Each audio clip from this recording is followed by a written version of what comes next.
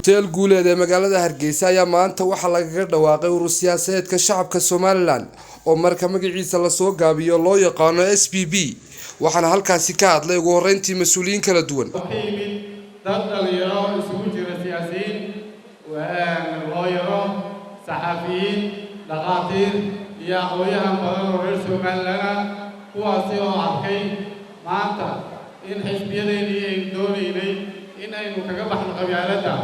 ay u muuqdeen kuwa sii korinaya qabyaaladii aynu doonaynay inaynu ka tagno oo aad moodo haddii xisbi doorashada uu ku dhaco in reerkoodiina uu wada dhacay oo laga adkaaday hadduu mid helana loo dhigayo inay beeli kursi heshay halkii xisbi iyo madaxweyne qaran loo arki lahaa waxay gaadhay Somaliland oo 30 sano maanta jirta oo doonaynay inaynu ku korino dimuqraadiyad waxay gaadhay in la isu afiriyo geesta kalena waxa hadalka iska daba qaatay siyaasiyiintii kala duwaneed ee madashaasi ka soo qayb gashay waxaana yiraahdeen lagu eeganayo ururkan wuxuu ka mid yahay gruubkii 24 ahaa ee maxkamadda gaarsiiyay dacwadii lagu oggolaaday in ururada la furo anigoo gruubka 24 giddigood magacooda ku hadlaya maanta ururkan cusub aad iyo aad ayaan ugu soo dhawaynaynaa waxaananu filaynaa kolkay guddida ku shuqul leh arrintan ay lagu dhawaaqo ee dowladda laga sugayo maamuuska furista ururada iyo sida haddii meel muxuu ahaa loo dhammeeyay sharaf bay tahay inaan maanta ka qayb galo urur siyaasadeedkan shacbiga ka wakiila shacbiga reer Somaliland aad iyo aad waxaan u bogaadinayaa raggii hawshaas ku dubartay oo ugu horeeyo geesiga abtigaya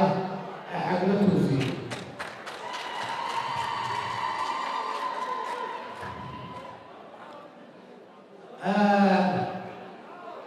waxaan la wadaagayaa xafladanu waxay u eg tahay tii labadii kun maxamed xaaji ibraahim cigaal udub bay u eg tahay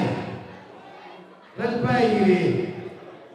urur siyaasadeed marka ka wakiilo hore ma dhicin udub baa jiray oo ka mid ahaa horta ujeedada xisbiga ururka loo sameeyey waxa weeye markay 3 nin oo imaadeen isqabtaan waxa maagaanaya waxay u baahan yihiin wax ku kala dhex jira oo kalada yiraahda warjoog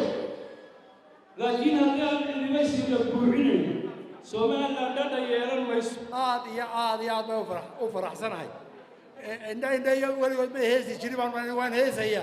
waaba bariyay beleexsan aroorya baaqsan maalin boqorol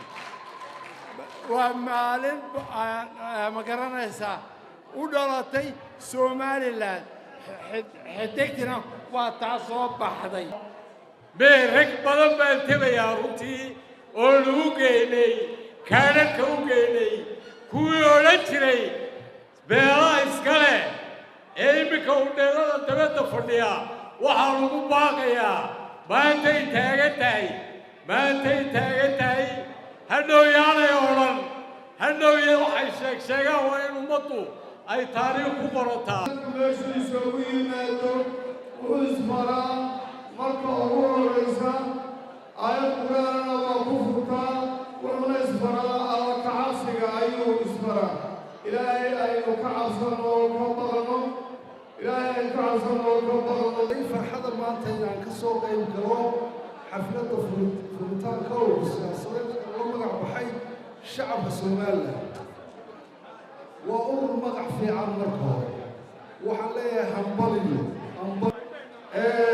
gudoomiyaha urur siyaasadeedka halkan lagaga dhawaaqay maanta Salmaan Xagla Toosiye marka hore يعني هو سياسات كوبار هو كانوا واقعين مقالة برعون قبل كتوبر لما يدوا عن كسر ولا شيءنا دقمة أبوهم